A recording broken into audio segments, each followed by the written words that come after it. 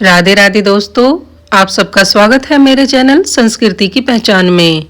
दोस्तों, आज की हमारी कहानी दो भाइयों पर आधारित है, जिसमें एक भाई अपने दूसरे भाई के साथ बेईमानी करके उसे घर से निकाल देता है।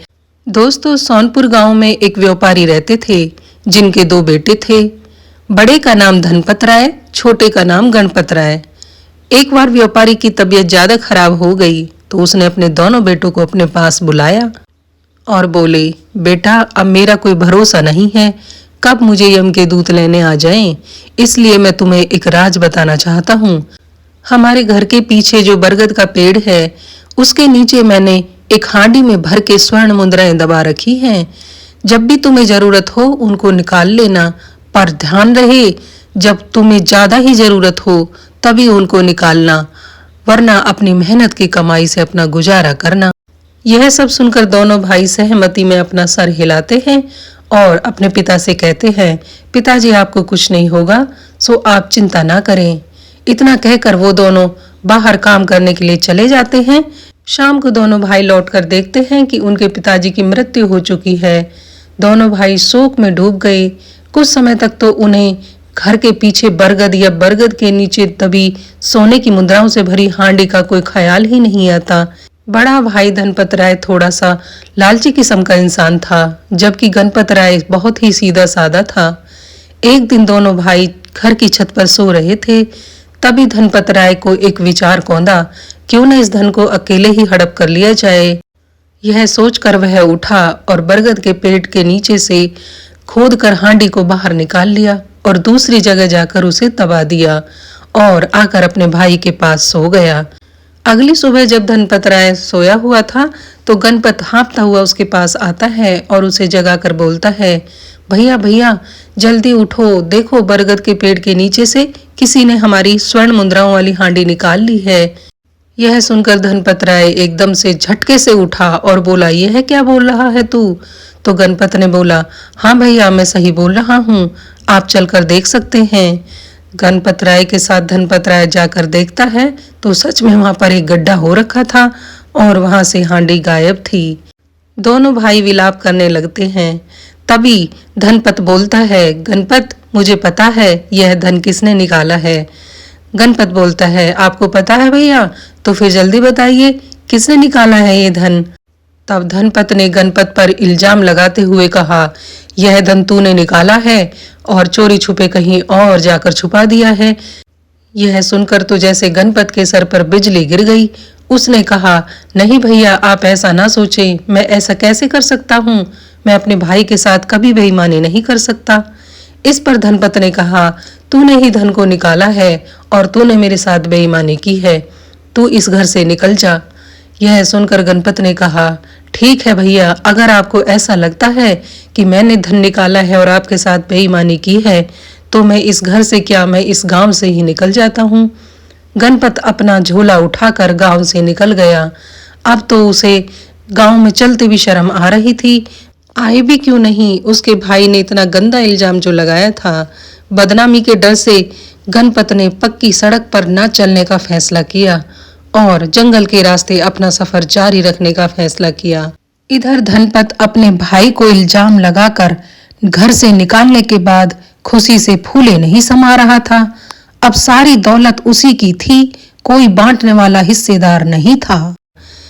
गणपत चलता जा रहा था, उसके दिमाग में बार बार एक विचार और भी आ रहा था कि कहीं मेरे बड़े भैया ने ही तो चोरी नहीं की और इल्जाम मुझ पर डाल दिया हो सकता है वो अकेले ही धन हड़पना चाहते हों। इन्हीं सब विचारों के साथ गणपत आगे बढ़ता जा रहा था। चलते चलते उसकी बुरी हालत हो गई। वो एक पेड़ के नीचे जाकर लेटा तो उसे नींद आ गई। गहरी नींद के आगोश में भूखा प्यासा गणपत सो गया। थोड़ी देर बाद गणपत की किसी की आवाजों से नींद खुल गई। उसने ध्यान लगाकर सुना तो कुछ लोग बातें कर रहे थे। असल में थोड़ी दूरी पर कुछ चोर चोरी कर आए थे और चोरी के मिले धन से बंटवारा कर रहे थे। गणपत को कुछ समझ नहीं आया और अचानक से उनके सामने जाकर खड़ा हो गया। गणपत के हाथ में लाठी थी और उसने कड़क कर पूछा, कौन हो तुम? अब तो चोरों की जैसे सिट्टी पिट्टी गुम हो गई। उन्हें लगा कोई राजा का सिपाही है और आज हमें बंदी बना लेगा। सारे चोर अपना सारा धन छोड़कर सर पर पैर रखकर भागे और ऐसे भागे कि उन्होंने पीछे पलटकर देखा ही नहीं। गणपत को अभी भी कुछ समझ में नहीं आ रहा था। वह जहां पर चोर बैठकर बंटवारा कर रहे थे वहां जाकर देखता है तो उसकी आंखें आश्चर्य से फटी की फटी रह जाती है। अब उसे सारी बातें समझ आ रही थी कि वो चोर थे और उसे देखकर भाग गए हैं। गणपत ने जाकर उस धन को उठाया और देखा उसमें बहुत सारे हीरे जवाहरात और स्वर्ण मुद्राएं थी। यह देखकर गणपत की खुशी का ठिकाना ना रहा। उसने अपने प्रभु को धन्यवाद दिया और मन ही मन सोचने लगा, वारे प्रभु, तुम्हारी महिमा भी अपरंपार है। मुझे मेरे भाई ने इल्जाम लगाकर घर से निकाल दिया पर प्रभु ने मेरा साथ नहीं छोड़ा। गणपत ने सोचा, अगर मैं इतना सारा धन अपने साथ लेकर चलता हूँ तो हो सकता है मैं आगे जाकर किसी मुसीबत में फंस जाऊं, इसलिए मैं इस धन को यहीं दबा देता हूँ। गणपत ने वो धन उठाया और एक पेड़ के नीचे गड्ढा खोदकर उसको दबा दिया और उस पेड़ पर एक निशान लगा दिया। गणपत अंधेरे रास्ते में चला जा रहा था। कुछ दूर चलने पर उसे लुटेरों ने घेर लिया और कड़क कर पूछा, जो भी तेरे पास है निकाल दे वरना अपनी जान से हाथ धो बैठेगा। गणपत ने कहा, हुजूर, मेरे पास कुछ नहीं है, मैं तो मुसीबत का मारा हुआ हूँ जिसे उसके भाई ने घर से निकाल दिया है। लुटेरों ने उसकी तलाशी ली लेकिन उसके पास कुछ भी नहीं निकला। इस पर लुटेरों का सरदार बोला, कोई बात नहीं, अगर इसके पास कुछ नहीं है तो फिर भी ये हमारे बड़े काम का है, इसे लेकर अपने ठिकाने पर चलो, ऐसे नहीं तो ऐसे ये हमारे काम तो आएगा ही, इसकी हम बलि देंगे। यह सुनकर गणपत के तो जैसे होश ही उड़ गए पर उसके हाथ में कुछ न था। लुटेरे उसको लेकर अपने ठिकाने पर पहुंचे और बलि देने की तैयारी करने लगे। गणपत समझ गया था कि वो बहुत बड़ी मुसीबत में फंस गया है जिससे निकलना बहुत मुश्किल है। फिर भी उसने अपने आप को शांत करने की कोशिश की और शांत मन से सोचने लगा कि किस तरह से इनसे अपनी जान बचाई जाए। सोचते सोचते गणपत को चोरों वाली स्वर्ण मुद्राओं का ध्यान आया तो उसने लुटेरों के सरदार से कहा, माई बाप, अगर आप मेरे प्राण बख्श दें और अपने ग्रोह में मुझे शामिल कर लें तो मैं आपको 2000 स्वर्ण मुद्राओं का पता बता सकता हूँ। लुटेरों का सरदार हंसा और बोला, अभी तो तुम कह रहे थे कि मुझे मेरे भाई ने घर से निकाल दिया है और मेरे पास कुछ नहीं है, अचानक ये स्वर्ण मुद्राएं कहाँ से आ गई? तुम हमें उल्लू बना रहे हो। इस पर गणपत बोला, नहीं सरदार, रात को जब मैं सो रहा था तो चोर चोरी करके आए थे और मेरे पास ही बैठकर बंटवारा करने लगे। अचानक से मैं उठ खड़ा हुआ तो वो डरकर भाग गए। मैंने वो सारी स्वर्ण मुद्राएं और हीरे जवाहरात एक पेड़ के नीचे दबा दी हैं। यदि तुम मेरी जान बख्शो और अपने गिरोह में मुझे शामिल करने का वादा करो तो मैं तुम्हें उस जगह पर लेकर चलता हूँ। सरदार ने कहा, ठीक है, हम तुम्हें अपने गिरोह में शामिल करेंगे। तुम हमें अभी उस स्थान पर लेकर चलो जहां पर तुमने स्वर्ण मुद्राएं दबाई हैं। गणपत सभी लुटेरों को उस स्थान पर लेकर आया जहां पर उसने निशान बनाया हुआ था। गणपत ने पेड़ के नीचे खुदाई की और 2000 स्वर्ण मुद्राएं और हीरे जवाहरात निकालकर सरदार को दे दिए। सरदार देखकर बहुत खुश हुआ और उसने गणपत को शर्त के मुताबिक अपने गिरोह में शामिल कर लिया। सारी स्वर्ण मुद्राएं निकालकर जब लुटेरे गणपत को लेकर अपने ठिकाने पर जा रहे थे, गणपत उनके साथ जा तो रहा था पर बड़ा दुखी हो रहा था। उसने मन ही मन प्रतिज्ञा ली कि मुझे मेरे भाई ने भी घर से निकाल दिया और ईश्वर ने मुझे जो स्वर्ण मुद्राएं दी, इन लुटेरों ने मुझसे वो भी छीन ली। कोई बात नहीं, स्वर्ण मुद्राएं मेरे हाथ से निकल गई पर एक दिन मैं तुम सब लुटेरों की मृत्यु का कारण बनूंगा। ऐसा सोचकर गणपत उनके गिरोह में शामिल हो गया। गणपत 6 महीने तक लुटेरों के साथ रहा। इस बीच उसने लुटेरों पर अपना विश्वास जमा लिया था। लुटेरों का सरदार तो उसे अपना मित्र समझने लग गया था। इसी तरह 6 महीने बीत गए। एक दिन गणपत ने लुटेरों के सरदार से कहा, मित्र, मुझे अपने घर वालों की याद आ रही है, मैं कुछ समय के लिए अपने घर जाना चाहता हूँ। सरदार ने कहा, ठीक है मित्र, तुम घर जाओ, 1 हफ्ते आराम से रहकर आओ और सभी घर वालों से मिलकर एक हफ्ते बाद आ जाना। लुटेरों से विदा लेकर गणपत वहां से निकल गया। वह अपने घर न जाकर राजमहल की ओर चल पड़ा। राजमहल पहुंचकर उसने दरबान से कहा कि मुझे जगवा लुटेरे के बारे में महाराज को कुछ बताना है। जगवा लुटेरा वही सरदार था जिसका आतंक पूरे राज में छाया हुआ था। सिपाही राजमहल में जाकर राजा को इसकी सूचना देता है कि महाराज, एक नौजवान आया है जो जगवा लुटेरे के बारे में कुछ बताना चाह रहा है। महाराज ने यह सुना तो उन्होंने नौजवान को अपने सामने हाजिर करने का आदेश दे दिया। सैनिक गणपत को महाराज के सामने ले जाकर पेश करता है। महाराज ने गणपत को देखते ही पूछा कि तुम जगवा के बारे में क्या जानते हो? जगवा ने हमारे राज्य में बहुत आतंक मचा रखा है। अगर तुम उसके बारे में कुछ भी जानते हो तो तुम इनाम के हकदार होगे। इस पर गणपत ने कहा, महाराज की जय हो, पर महाराज मैं आपसे एकांत में बात करना चाहता हूँ। यह सुनकर मंत्री ने कहा, रे मूर्ख, यहाँ पर जितने भी लोग बैठे हैं सब महाराज के विश्वसनीय लोग हैं, तो तू सबके सामने ही बात कर सकता है। पर महाराज ने कहा, अगर यह नौजवान हमसे अकेले में ही बात करना चाहता है तो हम इससे अकेले में ही बात करेंगे। महाराज गणपत को लेकर अपने कक्ष में जाते हैं और गणपत से पूछते हैं, बताओ क्या बात करनी है। गणपत ने कहा, महाराज सबसे पहले तो आप अपने मंत्री को गिरफ्तार करवाइए। राजा ने सुना तो कड़क कर बोला, तुम ऐसा क्यों कह रहे हो? तो गणपत ने कहा, महाराज मैं सही कह रहा हूँ। आपके राज्य की सारी खबर, आज कहाँ से सामान जा रहा है, कहाँ पर उतरना है, कहाँ पर डकैती करनी है, ये सारी सूचना आपके मंत्री महोदय ही जगुआ तक पहुंचाते हैं। राजा ने यह सुना तो उन्हें यकीन तो नहीं हुआ और आश्चर्य भी हुआ, पर कुछ सोचकर उन्होंने सिपाहियों को आदेश दिया कि सिपाहियों, महामंत्री को गिरफ्तार कर लो। महामंत्री को सिपाहियों ने जैसे ही गिरफ्तार किया, महामंत्री तोते की तरह बोलने लगे, रे मूर्ख गणपत, तूने मुझे गिरफ्तार करवाया है, अब तुझे जगुआ नहीं छोड़ेगा। उसे जैसे ही पता चलेगा कि तूने उसे धोखा दिया है, वो तेरे टुकड़े टुकड़े कर देगा। महाराज ने उसकी बात सुनी तो सन्न से रह गए। उन्होंने मंत्री से कहा, दगाबाज, तो कितने दिनों से हमारे राज्य को अंदर ही अंदर खोखला कर रहा है। तेरे बारे में तो आज ही हमें सच ज्ञात हुआ है। इसके बाद महाराज ने गणपत से आगे जानना चाहा तो गणपत ने शुरू से आखिर तक की सारी कहानी महाराज को सुना दी। महाराज ने जब यह सुना तो उन्होंने गणपत की पीठ थपथपाई और कहा, शाबाश नौजवान, तुमने जो किया है वो साधारण काम नहीं है। तुम्हारे जैसे नौजवान ही हमारे राज्य में हमें चाहिए।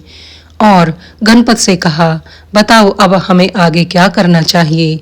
तो गणपत ने कहा, महाराज मैं 4 दिन बाद यहाँ से जगुआ के पास जाऊंगा। मुझे आप अपने 500 सिपाही दे दीजिए जो जगुआ को गिरफ्तार कर सके और उस पर हमला बोल सके। महाराज को गणपत का सुझाव अच्छा लगा। गणपत 4 दिन तक महाराज के राजमहल में ही रहा। उसके खाने पीने सोने बैठने सबका उचित ध्यान रखा गया।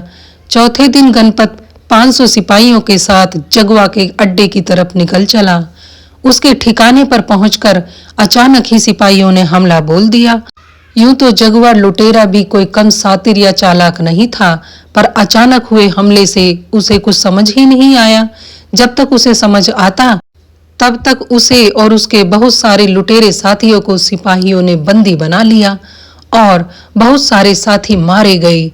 जब सिपाहियों के साथ गणपत को जगुआ ने देखा तो उसको समझते देर न लगी कि इस दगाबाज ने हमारे साथ दगा किया है। उसने गणपत से कहा, मैं तुझे छोड़ूंगा नहीं गणपत, तूने मेरे साथ विश्वासघात किया है। तो गणपत ने कहा, तू कह तो ऐसे रहा है जैसे कि तू कितना अच्छा इंसान है। तूने कितने लोगों को मार डाला, कितनों के घर उजाड़ दिए, कितनी बहनों को विधवा बना दिया है। तुझे तो मृत्यु दंड ही मिलेगा। इतना कहकर सिपाहियों के साथ गणपत लुटेरों को लेकर राजा के सामने हाजिर हो गए। महाराज ने जब यह देखा तो बड़े खुश हुए और उन्होंने गणपत की राय लेकर सबको मृत्यु दंड दे दिया और गणपत को अपना मुख्यमंत्री बना लिया। अब तो गणपत की सलाह से ही राजा राज्य करते थे। कुछ समय बाद उन्होंने अपनी पुत्री का विवाह भी गणपत के साथ कर दिया और एक दिन उन्होंने गणपत से कहा, पुत्र गणपत, मैं अब बूढ़ा हो गया हूँ, इसलिए राजपाट की डोर अब तुम ही संभालो, क्योंकि मेरे कोई पुत्र भी नहीं है। अब तो तुम्हें ही इस राजपाट की बागडोर संभालनी होगी। और कुछ दिन बाद गणपत का राज अभिषेक करा दिया गया। गणपत राजा बन गए और सुचारू रूप से अपना राजपाट चलाने लगे। उनके राज्य में कोई दुखी नहीं था, चारों ओर खुशहाली छाई हुई थी। उधर गणपत का भाई धनपत राय सारी धन दौलत अपनी गंदी आदतों जैसे जुआ शराब में गवा बैठा। अब उसके पास खाने के भी लाले पड़े हुए थे, तो उसने चोरी चकारी करनी शुरू कर दी। धीरे धीरे उसके गांव में सभी को पता चल गया कि धनपत राय ही चोरी करता है। उन्होंने उसे मार पीट कर गांव से बाहर निकाल दिया। धनपत राय गणपत के ही राज्य में आकर रहने लगा।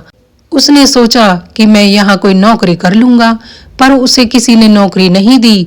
कहीं काम न मिलने की वजह से वो फिर अपने पुराने धंधे पर उतर गया। फिर से वही लूटपाट और चोरी चकारी करने लगा।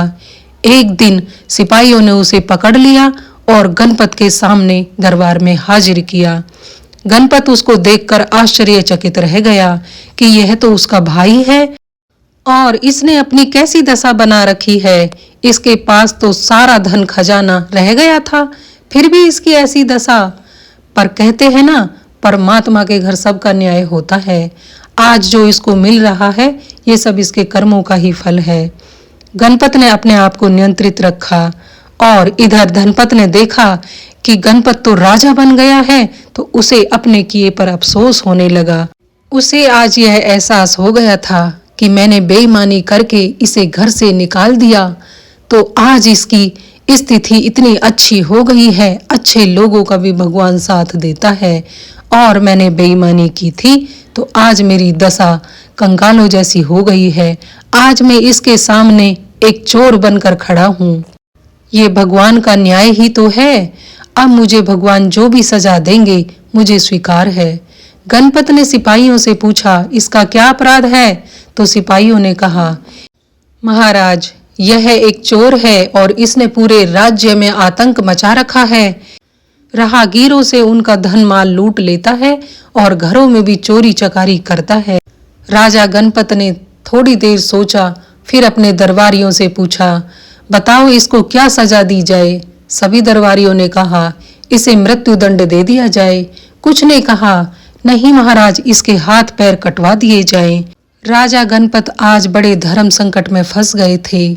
उनके सामने अपना फर्ज भी था, क्योंकि वो राजगद्दी पर बैठे थे और उन्हें न्याय करना था, और उनके सामने उनका भाई अपराधी बनकर खड़ा था जिसको उन्हें सजा देनी थी। गणपत मन ही मन कहने लगे, भैया, ये तूने क्या कर दिया? आज मुझे तुझे सजा देनी पड़ेगी। ये तेरे कर्मों का फल है या मेरे कर्मों का फल है? लेकिन अब क्या हो सकता था? गणपत एक राजा थे और उसका भाई एक मुजरिम। न्याय तो करना ही था। गणपत ने अपनी मनोस्थिति को नियंत्रित रखा और सिपाहियों को आदेश दिया, इसका एक हाथ और एक पैर काटकर राज्य से बाहर फिकवा दो। सिपाहियों ने आदेश का पालन किया और धनपत राय का एक हाथ और एक पैर काटकर राज्य की सीमा से बाहर निकाल दिया। धनपत रोते बिलखते अपने भाग्य को कोसते हुए वहीं पर पड़ा सोच रहा था कि ये मेरा कैसा दुर्भाग्य है। तभी उसने देखा कि उसके सामने गणपत खड़ा रो रहा है। उसने गणपत से कहा, गणपत, ये तेरा कैसा न्याय है रे? इससे तो तू मुझे मृत्यु दंड ही दे देता। अब मैं अपना एक हाथ और एक पैर लिए अपनी जिंदगी कैसे काटूंगा? कैसे मेरा निर्वाह होगा?